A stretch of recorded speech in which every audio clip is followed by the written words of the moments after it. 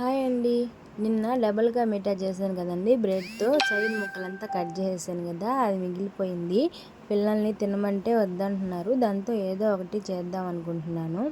ఏం చేద్దామా అని ఆలోచిస్తే బ్రెడ్ పుట్టు చేద్దామని అనుకున్నానండి. ఆ బ్రెడ్‌ని చిన్న చిన్న పీసెస్‌గా కట్ చేసుకొని మిక్సీ పట్టేసుకున్నాను.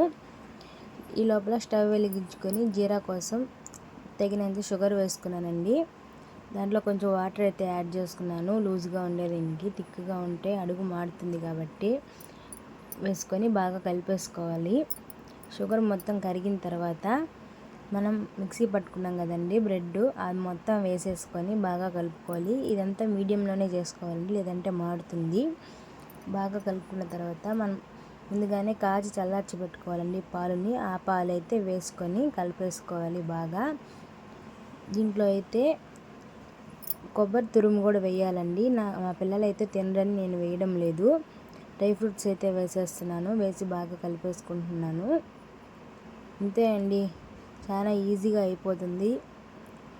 బ్రెడ్ పుట్టు అయితే చాలా బాగుంటుందండి. ఈ వీడియో మీకు నచ్చితే లైక్ చేసి సబ్స్క్రైబ్ చేసుకోండి.